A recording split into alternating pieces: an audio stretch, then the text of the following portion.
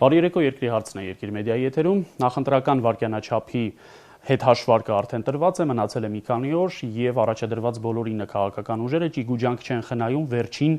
շփումները օգտագործելու իրենց ընտրողի հետ եւ նաեւ որոշ կուսակցություններ եւ դաշինքներ պատրաստվում են իրենց եզրափակիչ հանրահավաքներին Բոլոր սոցհարցումների տվյալներով առաջատար եռյակում նույն քաղաքական ուժերն է, թեև դիրքերը երբեմն փոխվում են, տոկոսներն էլ են փոխվում, բայց եռյակը նույնն է՝ Հայաստանի Հանրապետական կուսակցություն, Ծառուկյան դաշինք եւ Ելք դաշինք։ Եվ բնականաբար Երկրի հարցի վերջին թողարկումները կնվիրենք ակնհայտ ֆավորիտներին։ Երկրի հարցի տաղավարում այսօր Ելք դաշինքի համամասնական ցուցակի առաջատար Էդմոն Մարուկյանն է։ Էդմոն Մարուկյանը ծնվել է 1981 թվականին Վանաձորում, ավարտել է Մոսկվայի կոմերցիայի եւ իրավունքի ինստիտուտի իրավագիտության բաժինը, Վարշավայի մարդու իրավունքների բարձրագույն դասընթացը, Հայաստանի պետական կառավարման ակադեմիայի մագիստրատուրան, Մինեսոտայի համալսարանի իրավաբանական դպրոցը։ 2001-ից ներգրավել է իրավապաշտպան գործունեության մեջ։ 2008-ից փաստաբանների պալատի անդամ է։ 2010-ին համահիմնադրել է ռազմավարական դատավարությունների կենտրոնը։ 2010-12 թվականներին եղել է Human Rights Watch միջազգային իրավապաշտպան կազմակերպության ազգային փորձագետ։ 2012-ին Վանաձոր քաղաքի ընտրատարածքից մեծամասնական ընտրակարգով ընտրվել է ազգային ժողովի պատգամավոր։ 2015-ից Լուսավոր Հայաստան կուսակցության նախագահն է։ Բարի երեկո, պարոն Մարուկյան։ Բարի երեկո։ Շնորհակալ եմ հրավերն ընդունելու համար։ Նախ ինչպես եք երկու ավտովթարներից հետո, որևէ լուրջ բան կարծես չի եղել։ Չէ, մեզ չի եղել Փարքաստուն, մեքենաներն են ջարդվել։ Դե ինչպես ասում են, ինչի լինում է, թող ժեշտի լինի։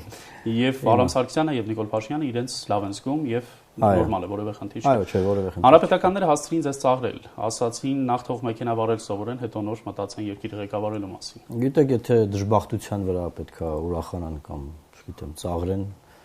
բան չունեմ, no comment, բայց ամեն դեպքում աչքի տակ ենք բոլորս եւ ամեն ինչ հնարավոր է բոլորի հետ լինի։ Գիշեր-ցերեկ, երբ որ անդադ ճանապարհներին ես, քո հավանականությունը վթարվելու ավելի շատ է։ Եթե ինչ-որ մեկը իր կաբինետում նստած է ամեն օր, նրա վթարի մեջ հայտնվելու հավանականությունը ավելի շատ ցածր է։ Իսկ մենք ամբողջ հանրապետության տարածքը շրջում ենք եւ այդպես Փարքաստո որևէ բան չի եղել եւ հաստված միջադեպերից հեռու պահի։ Պարոն Մարուկյան, հիմա տեսեք, այս տնօրենների ձայնագրությունների հրապարակումից հետո դուք եւ նաեւ Օհանյան Ռաֆի Օսկանյան դաշինքը հանդես եք եկել անջատ իհարկե նախաձեռնությունները ոչ միասնական դիմելու ԿՀՀ-ին, չեղյալ հայտարարելու ՀԿ-ի գրանցումը ԿՀՀ-ն իր հերթին պիտի դիմի դատարան։ Բայց տպավորությունն այն է, որ սա ավելի շատ ցուցադրական քայլ է, որովհետեւ դուք լավ գիտեք, որ միևնույնն է դրան չեք հասնելու այս 3-4 օրում։ Գիտեք, լավ գիտենալը դա որոշում չէ։ Մենք պարտավոր ենք օգտագործել մեր ձեռքի տակ եղած բոլոր մեխանիզմները եւ ես որպես իրավաբան, իրավապաշտպան ես այդ ճանապարհն եմ տեսնում, այսինքն ինչ է նշանակում քաղաքացին չդիմի դատարան, իր հողի վեճը քննարկման առարկա չդարձնի, ասի դե ինչ իմանամ, լավ գիտեմ հողս ինչ չեն տալու։ Մենք պետք է վիճարկենք ՀԿ-ի գրանցումը, այդ զանգվածային խախտման փաստը առաջին անգամ է, որ ի հայտ է գալիս։ Գիտեք, միշտ եղել է, որ ասել ենք, ասում են, դա բամբասանք է, դուք փաստեր ունեք։ Հիմա փաստեր ունենք։ Ինչ վերաբերում է դիմումին, ապա դիմումը շատ լուրջ փաստաթուղթ է։ Հիմա որ կներկայացնեք, պարոն Մարուկյան։ Իմ կարծիքով այսօր ավարտին կհասվի եւ կներկայացվի։ Այսինքն դա ծնգի վրա գրելու դիմում չէ։ Եթե անգամ ԿՀ-ն որոշի դիմել դատարան, միևնույնն է մինչև ընտրությունների օրը չի հասցնի դիմել, այսինքն դա երկար կհասցնի, որտեվ յուրաքանչյուր բողոք որ ԿՀ ներկայացվում, հատուկ ռեժիմով է քննվում։ ԿՀ-ն չունի գիշեր-ցերեկ, չունի շաբաթ-կիրակի, չկա նման բան այս օրերին, որ պահին դիմումը մուտքագրվեց, այդ պահից սկսած վարչարությունը սկսվում է դիմումի քննարկմամբ։ Այսինքն տեսականորեն հնարավոր է այս 3 օրում ՀԿ-ին զրկել առաջադրվելու մասնակցության օրենքով եւ տեսականորեն եւ պրակտիկորեն դա հնարավոր է։ Այլ բան է, որ քաղաքական կամքի խնդիր կարող է լինել, ԿՀ-ն չկարողանա այդ որոշումը կայացնել, բայց որ օրենքով սահմանված կարգով մենք իրավունք ունենք դիմելու, իրենք էլ իրավունք ունեն ընտրապայքարից հանելու ցանկացած կուսակցության, եթե խախտումները այնպիսին են, որ հնարավոր չէ վերացնել, զանգվածային են, ազդում են ընտրությունների արդյունքների վրա, միանշանակ է դա։ Քանի որ Օհանյան Ռաֆի Օսկանյան դաշինքն է նման պահանջով ներկայացել ԿՀ, հնարավոր է դուք համագործակցեք այս հարցի շուրջ։ Գիտեք, մենք որքանով որ գիտենք, ինչ որ 4 էջանոց ինչ որ բան է գրվել ներկայացվել, որը շատ թույլ է, եւ դա հնարավոր է հենց հիմք հանդիսանա, որ իրենք կարողանան արագ մերժել։ Դա համար մենք շատ խորը մանրամասն հաստարկված դիմում ենք պատրաստում, նաեւ փորձ ուսումնասիրելով միջազգային եւ մեր դիմումը պետք է ներկայացվի։ Մեզ առաջարկել են, որ իրենց դիմումը ետ վերցնեն, մենք մերը ներկայացնենք, իրենք մեզ հետ միանան։ Դա չենք քննարկել, ես այդտեղ խեական բան չեմ տեսնում։ Կարևորը հզոր փաստաթուղթ ներկայացնելն է, որը հիմք կարող է հանդիսանալ ընդհանրապես գրանցումն անվերջ ճանաչելու հարցում։ Շատ լավ, պարոն Մարուկյան, վարչական ռեսուրսի օգտագործման դեպք է, դուք ուզում եք հետամուտ լինել, բայց տեսեք, ամենաշատը բոլոր ուժերը, այդ թվում դուք խոսում եք ընտրակաշառքների համատարած բաժանումից, ընդ որում ոչ միայն իշխող ուժի, բայց առաջնահերթորեն իշխող ուժի կողմից։ Իշխանական ուժի բոլոր ներկայացուցիչները, որ խոսում են, այդ թվում այս տաղավարում ասում են մեկ բան՝ բերեք ինձ փաստեր, ինչու հանցագործության մասին հաղորդում չեք տալիս։ Դուք տալիս եք։ Գիտեք, ինձ որևէ մեկը ընտրակաշառք չի առաջարկել,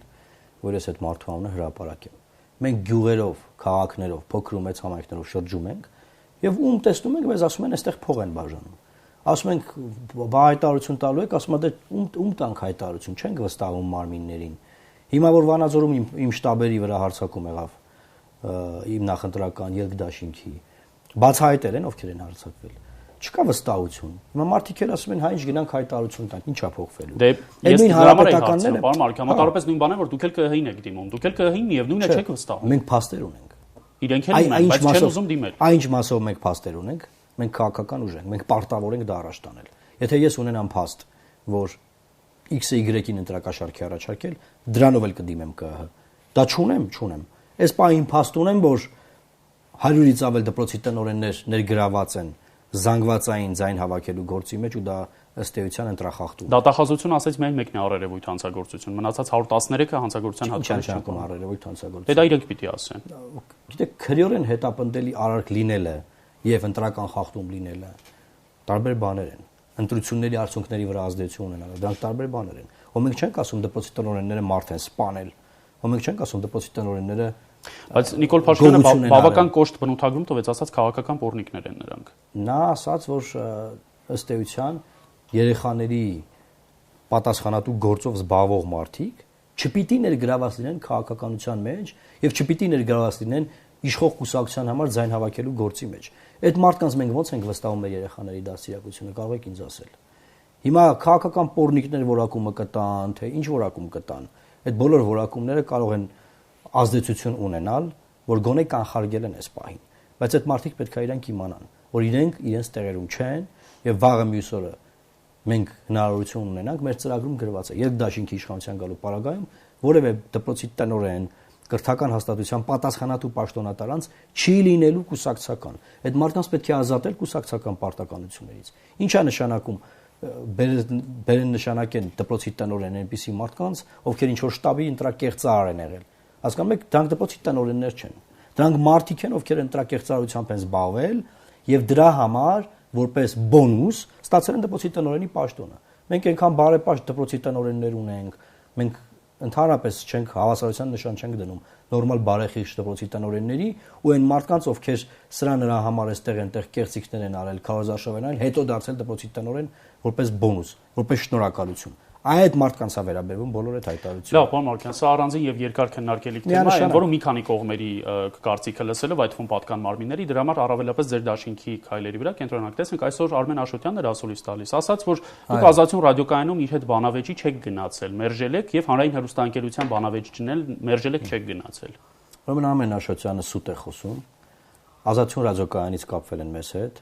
ասել են, որ կա բանավեճ առաջին համարի հետ Արմեն Աշոտյանը ուզում է բանավիճի։ Մենք էլ ասել ենք Արմեն Աշոտյանը ով է, իրանից ինչ է ներկայացնում, որ Արմեն Աշոտյանի հետ ելքդաշինքի առաջին համարը բանավիճի։ Եւ ասել ենք, որ Արմեն Աշոտյանի հետ կարող է բանավիճել մեր առաջին տասնյակից այլ մարդիկ։ Հետո նա ասել է, որ չէ, ես ուզում եմ միայն առաջի համարի հետ բանավիճեմ, ասել ենք դու ՀԿ-ի առաջի համարն ես, ասում է չէ, ասում ենք թող գա Վիգեն Սարգսյանը բանավիճենք։ Ասում է չէ, ես պետք է առաջինի հետ բանավիճեմ։ Վիգեն Սարգսյանը պատրաստ էր գնալ հանրային հեռուստաընկերություն, ասում է այստեղ դուք մերժել եք։ Հարցազրույց է տվել, Վիգեն Սարգսյանը 3 հարցազրույց է տվել ու ասել է, որ բանավեճի հրավերը ընդունել է ելքդաշինքը եւ հայ հեղափոխական դաշնակցությունը։ Արմեն Աշոտյանը թող գնա Վիգեն Սարգսյանի։ Աշոտյանը այսօր այլ բաներ ասում, ասում է եթե մի կուսակցության տասնյակ երկու մարդիկ իրար հակասում են, ես ինչ խոսամ իրենց։ Դուք ամեն դեպքում բացեք բոլոր բանավեճերը, եթե հիմա էլ առաջարկեք։ Բոլորը հաստատել է։ Բայց ձեզ համար պայմանը, որ առաջին համարի հետ բանավիճեք։ Տեսեք, պայմանը։ Աշոտյան Արմենը պայման է դնում մեր դեմ, ասում է պետք է այս առաջինի հետ բանավիճեմ։ Ասում ենք դու ով ես, որ առաջի համարի հետ բանավիճես։ Դու ով ես, ասում ես փոխնախագահան եմ կուսակցության։ Ասում ենք մեր առաջի 3 համարները փոխնախագահներ չեն, կուսակցությունների նախագահներ են։ Դու իսկի ձեր ցուցակում առաջի երյակում չկաս։ Դու ով ես, որ առաջի համարի հետ բանավիճես։ Ու առաջարկել ենք այլ տեխնացու, ինքը հրաժարվել է։ Ում եք առաջարկել։ Մենք տարբեր անուններ ենք առաջարկել, բայց պարոն Փաշինյանը ասեց, որ ինքը ուզում է բանավիճի, Արմեն Աշոտյանը վախեցավ։ Ոչ երիակում ներառված երկու անուններն եք առաջարկել, այլ ավելի ներքև գտնվող։ Բայց հետո նաև Նիկոլ Փաշինյանին ենք առաջարկել։ Ես հիշում եմ նաև այդ Facebook-յան նամակագրությունը։ Չէ, դրանից հետո, դա թարմ բան։ Շատ լավ։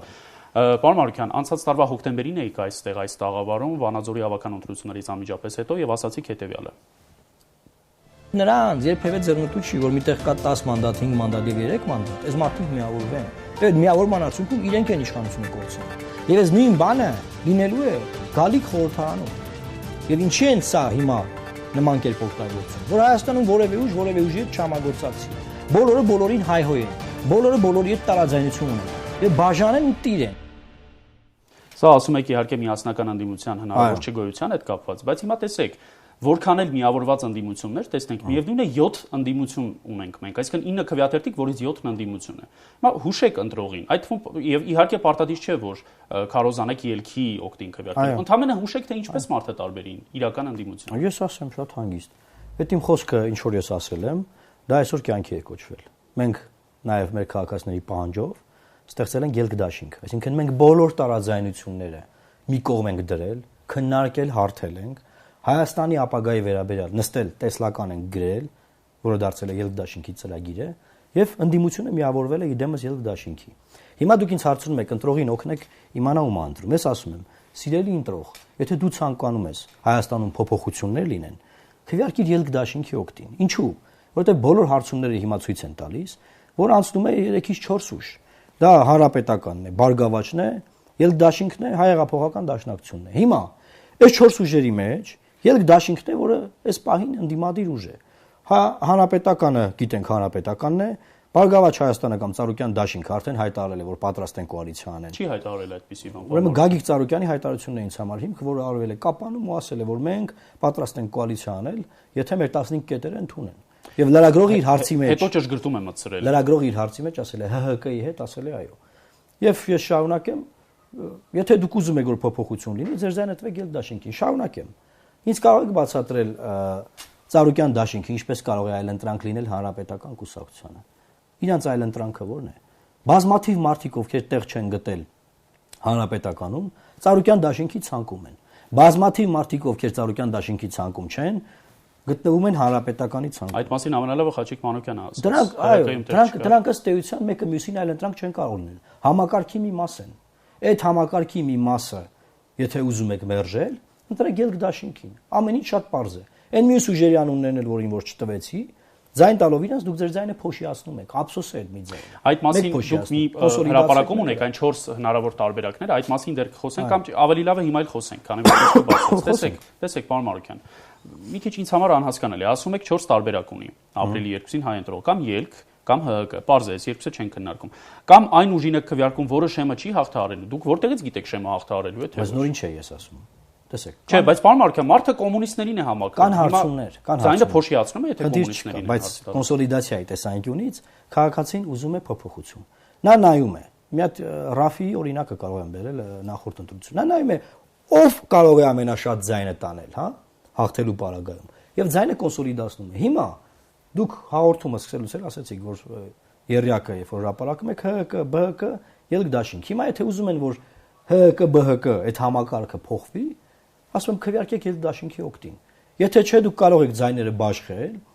բաժանվեն ձայները, փոշիանան, փոշիացած տոկոսները հետագայում բաշխվելու են խորհրդարանացած կուսակցությունների վրա բոնուսի տեսքով։ Եթե օրինակ կոմունիստների կամ ազատ դեմոկրատների համակիրը իշխանությանը չսիրելով Ծառուկյան դաշինքին էլ չընդունելով, ընտրում է իրենց համակրած կուսակցությունների, միևնույն է նպաստում է իշխանությունների վերարտադրության, այդպես է։ Եթե նրանք, այո, ըստ էության այո, որովհետև նրանք չեն ասնում բարերը, եւ այդ պարագայում այդ մարդիկ գաղափարի մասը պահելով ձայնը կոնսոլիդացնում են փոփոխության ուժի վրա։ Այսինքն այն ուժին, որը կարող է գալ բան փոխել։ Ծառուկյան դաշինքը բան փոխող չի, դաշնակցությունը ազնվորեն այդ մարդիկ կոալիցիայի մեջ են, իրանք չեն էլ ասում մենք ընդդիմություն ենք։ Վերջ մնացին մնացածներն ու ելքդաշինքը։ Սա է մեր ներկայացած բանաձևը, առանց որևէ մեկի մասին վատ բան ասելու, առանց ատելություն քարոզելու։ Չէ, այդ վատ բաները ասել եք հիմա։ Գիտեք ինչ ենք ասել, որ ասում ենք, այս մարդիկ մասնակցում են ընդդիմադիր պիտակի տակ որ գնան միանան ՀՀԿ-ին այդ վատ բանը։ Ճիշտ ենք ասում։ Ճշմարտությունն ենք բացահայտում։ Ծառուկյան դաշինքի շուրջ որոշակիությունը։ Վերջին 3 ներկայացուցիչներ այդ դաշինքի, որոնք եղել են այս տաղավարում, 3-ն էլ Տիգրան Ուրիխանյանը, Գևորգ Պետրոսյանը եւ Միքայել Մելքումյանը, 2 օր անց էլ կլինի հավանաբար նրանց առաջին երեակից մեկը, հերքել են ՀՀԿ-ի հետ հնարավոր կոալիցիոն գործակցություն։ Նաիրա Զոհրաբյանն է այդ մասին շատ ասել, Միքայել Մելքումյանը, այսինքն այս ամենը ձեզ համար հիմք չէ, քաղաքական նպատակարարությունը փոխվելու։ Ոչ, մեզ համար հիմք չէ։ Մեզ համար հիմք է Գագիկ Ծառուկյանի հայտարարությունը, իսկ Գագիկ Ծառուկյանը ասել է, որ այո, կարող են կոալիցիա անել, եթե 15 կետեր ընդունվեն։ Շարունակեմ։ Երբ որ իրենք ասում են, որ կոալիցիա չի լինելու, դա դեռ չի նշանակում, որ չի լինելու համագործակցություն։ Դրա անունը կարող է դրվել ազգային համաձայնության կառավարություն, ինչ որ մի հատ փաթեթավորում։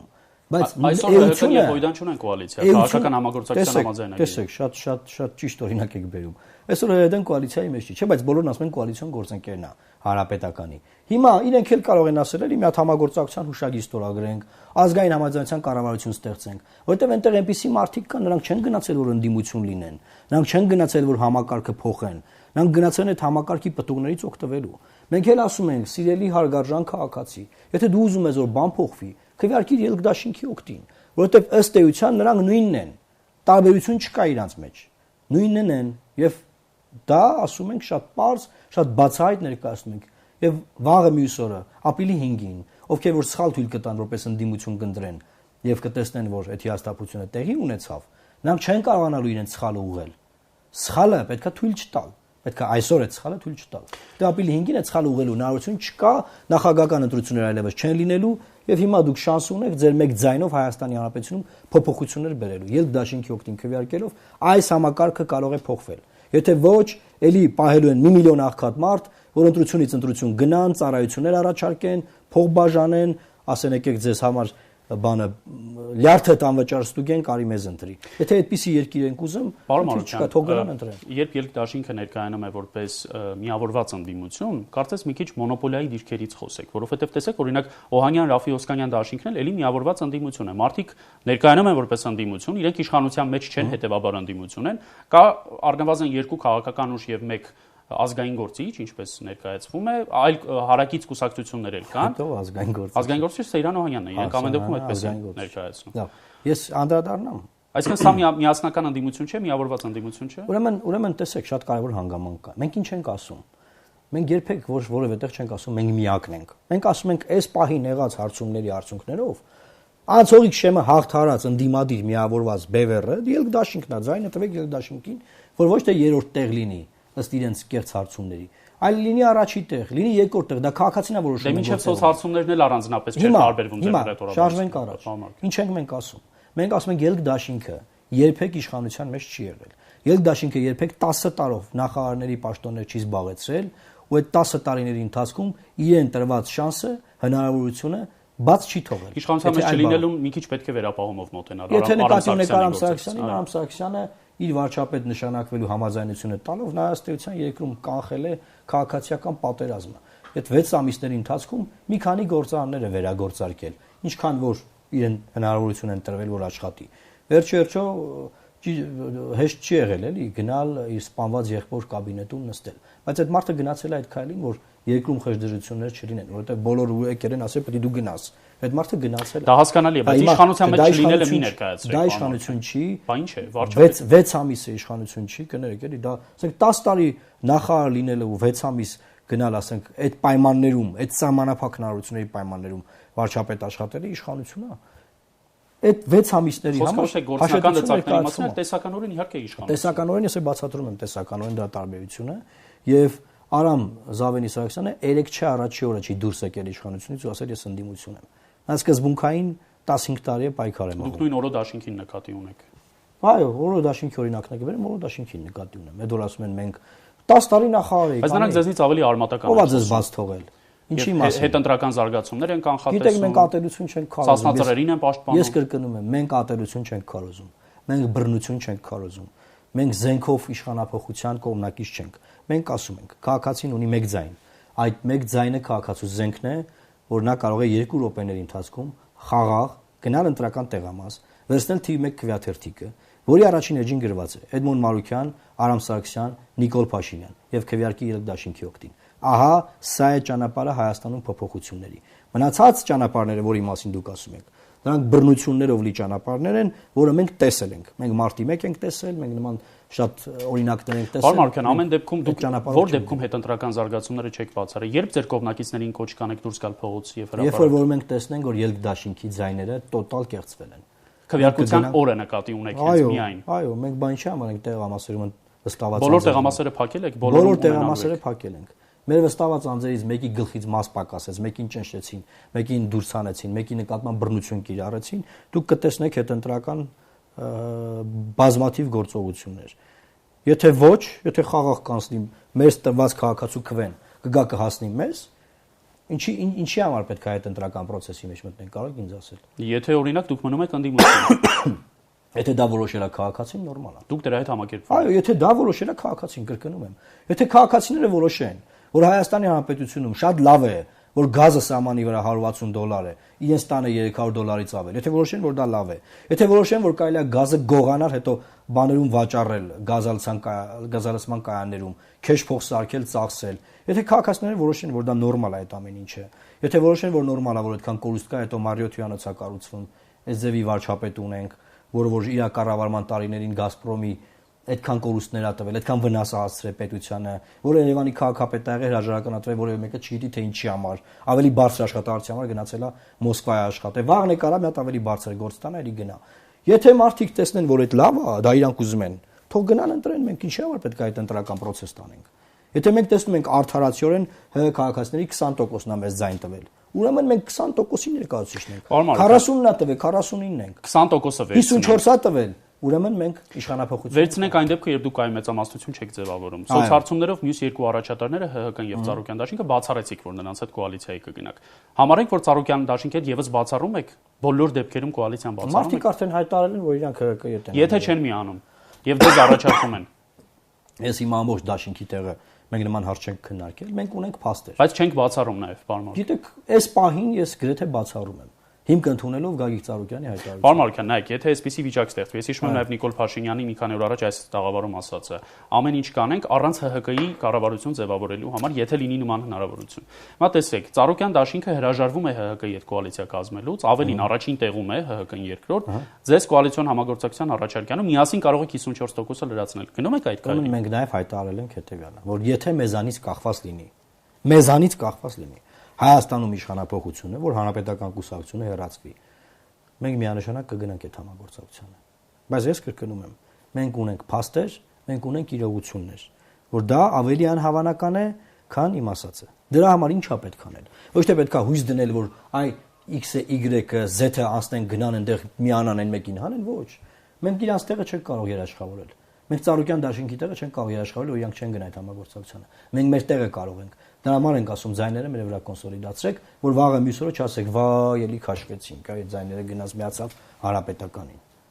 Դրա համար ենք ասում։ Պարոն Մարուկյան, քիչ ժամանակ ունենք, արագ կարևոր հարցերի վրայով անցնենք։ Տեսեք, շարունակաբար ասում եք, որ ձեր հիմնական թիրախը իշխանությունն է, բայց այլ ընդդիմությունների էլ քննադատում եք։ Ծառուկյանին քննադատեց Արամ Սարգսյանը, Փաշինյանը Տեր-Պետրոսյանին քննադատեց։ Ինչու իշխանությանը միայն չեք քննադատում։ Գիտեք, մեզ անդրադառնում են, մեզ հարցադրումներ են ուղարկում կամ ուղղում, մենք չենք կարող խուսափել այդ հարցադրումներից։ Մենք այդ հարցերին պատասխանում ենք սիրով։ Եվ երբ որ մենք ասում ենք, գիտեք ինչ կա, հանրապետականին չընտրելը դեռևս խնդրի լուծում չէ, նաև դրա մեջ է։ Մենք բացահայտ ասում ենք, այսինքն եթե դու չես ընտրում հանրապետական, բայց ընտրում ես այլ ուժերի, որոնք էլի հանրապետականին են միանալու, ինչ տարբերություն կա դրա մեջ։ Եթե դու հակա-ՀՀԿ-ական ձայնը տալիս ես մի հատ ուժի, որ այդ ուժը գնում է միանում է ՀՀԿ-ին, տարբերությունը կարող եք ինձ բացատրել։ Հիմա մենք ճշմարտությունը չասենք մարդկանց։ Ապրիլի 3-ին որ մարդիկ գան ինձ ասեն, որ գիտեիք, որ գնալու են միանան, ինչի չէիք ասում։ Ես ինչ պատասխան տամ։ Ես որպես քաղաքական գործիչ եւ Ելք դաշինքի ներկայացուցիչները որպես քաղաքական գործիչներ process-ներին ներգրաված պարտավոր ենք մենք ճշմարտությունը ասել։ Ավելին, մենք այդ ճշմարտությունը ասում ենք իրենց ցիտելով։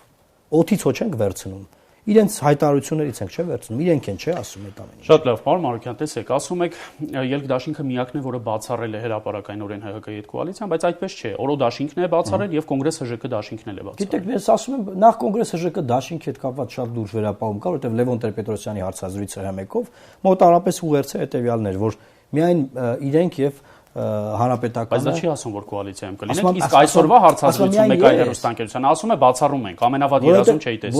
Որովհետեւ այդ հարցազրույցից հետո նման տպավորություն է թողել, հիմա ուզում է ուղղի, բայց էլ չի կարող ուղղել։ Ինչ է ասում ինքը։ Ասում է Ղարաբաղի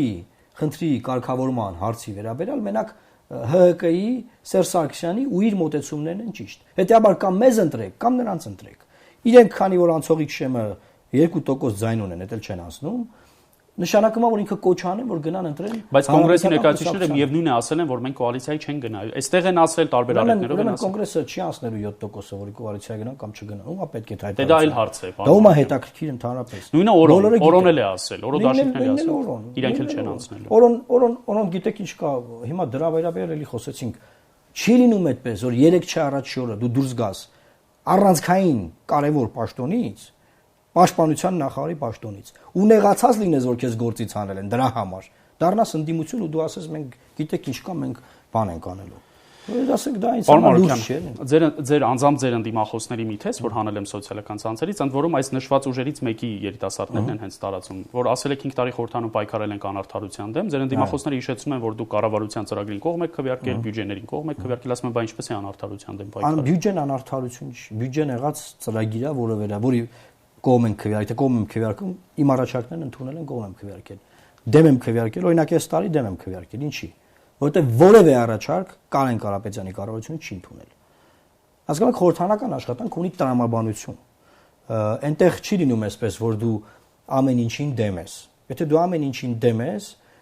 անգամ լավ ծրագրերին, որոնք որ լոբինգ են արվում ՀԿ սեկտորի կողմից, մտավորականների կողմից եւ գալիս ասում խորհրդան, ինչա թե կառավարությունն ա բերել, դու դեմ ես դրան։ Դա տրամաբանություն է, դա քաղաքական Փաշինյանը նույնքեր 1000 դրամների օրենքին կողմ եւ կողմ քվեարկեց։ Ես ձեռնպահ եմ եղել, որտեվ այդտեղ դիրքորոշումներ կան։ Իդեպ Վանաձորցի ինտրողը սովոր է ձեզ արդեն տեսնելու միասին, ընդհանրապես մի քանի ամիս առաջ տրամագծորեն հակառակ բաներ եք ասում։ Վանաձորցի ինտրողի նաեւ պահանջով ենք մենք միավորվել եւ բոլոր ընտրողների պահանջով։ Ինչ է ասում ընտրողը։ Ընտրողն ասում է նոր սերնդի գործիչները, որոնք որ մոտավորապես, հա, ունեն նույն տեսլականը Հայաստանի զարգացման վերաբերյալ պիտի միավորվեն։ Կներեք, որ կարողանան բան փոխել երկրում։ Մենք գնացել ենք այդ ճանապարհով։ Մենք բավարարել ենք Հայաստանի Հանրապետության քաղաքացիների պահանջը միավորման։ Եվ դրա համար ենք ասում, որ այս պահին անցողիկ շեմը հաղթարող միակ ընդդիմադիր ուժը ելք դաշինքն է։ Այո, էլի կան ընդդիմադիր ուժեր, որովհետև խնդիր չկա, բայց չեն հաղթարում անցողիկ շեմը, հիմա ինչ անենք։ Ափսոս չէ, իսկ մյուսներն էլ որոնք հաղթարում են ընդդիմադիր չեն։ Ոչ։ Հիմա տեսեք, ունենք Ծառուկյան դաշինք, ունենք Հայ-Հեղափոխական դաշնակցություն։ Հայ-Հեղափոխական դաշնակցությունը ազնվորեն բացահայտ մարդիկ համագործակցության հուշագիր ունեն, ստորագրած ծրագիր ունեն միասնական իրականացնում են։ Ծառուկյան դաշինքի ղեկավարն հայտարարում է, որ մենք այո պատրաստ ենք միանանք։ Ինչա պետք անել, պետք է գնալ քվեարկել ելք դաշինքի օգտին, եթե ուզում եք որ ներկայիս համակարգը փոխվի։ Պարոն Մարուկյան, ճշմարտության հանձնաժողովի մասին եք խոսում հաճախ։ Ինչ է դա, ով է որոշելու, ով է կազմելու այդ հանձնաժողովը։ Ուրեմն դա իմ առաջարկն է եղել դաշինքում։ Հայաստանի Հանրապետությունում ես կարծում եմ, որ մենք խնդիր ունենք համերաշխության։ Մենք խնդիր ունենք մեր հասարակությանը համերաշխեցնելու,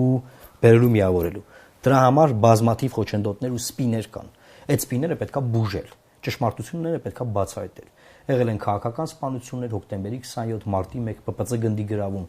Պետք է ստեղծել ճշմարտության հանձնաժողով, որով միջազգայինորեն ուսումնասիրված, իրականացված փորձ է հաջողակ այն երկրներում, որոնք անցումային արդարադատության երկրներ են, որտեղ ռեժիմը փոխվում, իշխանապողություն է տեղի ունենում։ Այնտեղ անպայման ձևավորվում է նման հանձնաժողով, որ բոլոր այս եղած խնդիրները ովքեր են գալու որպես իրավապահներ Վրաստանի փորձն է կիրառելու ամբողջությամբ ազատել ոստիկաններին, չէ։ Չէ, նկատի ունեմ, երբ ուժային համակարգը ամբողջապես փոխարինում ես, գործողներին ազատում ես։ Մեր իշխանության գալու պարագայում բնականաբար ճանապարհային ոստիկանությունում ընդհանրապես ոստիկանները լինեն այդ բարեփոխումները, բայց ես ճշմարտության հանձնաժողովի մասին Միգուցե դրանք քաղաքական հետապնդումների վերածվեն, որը որ այլ մարմին է։ Ոչ, եթե հիմա մի հատ կաշառակեր դպրոցի տնօրեն կամ պետավտոտես ու չես հանում աշխատանքից դա բան է, քաղաքական։ Չէ, ավելի բարձր էշելոնների, վարչությունների պետեր, նախարարներ, թեկուզ նախարար ինչ ա եղել։ Որ Վրաստանում կաշառքի վրա նախարարներ բռնվեցին, նստեցին, ինչ եղավ, քաղաքական հետապնդում էր, կոնկրետ մարդիկ կաշառք վերցնելուց բռնվեցին։ Ինչ խնդիր կա այդտեղ։ Պարոն Մարուկյան, ժամանակն ավարտվել է, կխնդրեմ շատ կարճ։ Ծառուկյան դաշինքը այսօր իր ամենամեծ հավաքը արեց եւ ըստ էության կարծես ավարտում է քարոզարշավը։ Դուք ինչպես որտեղ երբեք ավարտում ձեր քարոզարշավը։ Մեր քարոզչական թիմը այս պահին գտնվում է Սյունիքի մարզում։ 2 օր Սյունիքի մարզում կլինի քարոզչություն, այսօր Կապանում մենք ցույց ունենք։ Երևանում հանրահավաք ունենալու եք։ Երևանում դեռևս քննարկում ենք, քանի որ մենք ընտրությունների ընթացքում նորարարական մեթոդներ ենք կիրառել, այդ հին բաները հանրահավաք, ամփոփիչ, չգիտեմ ինչ, գիտեք, հանրահավաքը երբ որ անում են, հիմնականում գալիս են քո համակիրները, քո կողմնակիցները, որտեղ այս վախի մտնոլորտում ուրիշ մարդ չի գալիս։ Հիմա դու գնում ես քո մարդկանց հետ սկսում ես զրուցել։ Դրա իմաստը ո՞րն է։ Մենք ամեն բան արել ենք, որ մեր խոսքը, մեր ձայնը, մեր ուղերձները հասնենք այն մարդկանց, ովքեր դեռևս չեն կողմնորոշվել։ Իսկ հանրահավաքի գալիս են քո կողմնորոշված ընտրողը։ Դրա համար մենք հնարավոր է որ այդպես այն հին ավանդույթներով հանրահավաքներ չանենք։ Չնայած չէր բացառում, եթե Ազատության հրապարակն արդեն զբաղված է, եթե չեք մենք մատենադարանում ունենք ծանոթություն։ Մենք եթե ուզենանք կանենք։ Շատ լավ։ Շնորհակալ եմ հրավերն ընդունելու համար եւ հաջողություն Երկդաշինքին առաջիկա ընտրություններում։ Երկրի արտի տաղավարում այսօր Երկդաշինքի համամասնական ցուցակի առաջին համաշ Էդմոն Մարուկյանն էր։ Մենք հանդիպենք վաղը, կշարունակենք վերջին օրերի քննարկումները նախընտրական հաջողություն։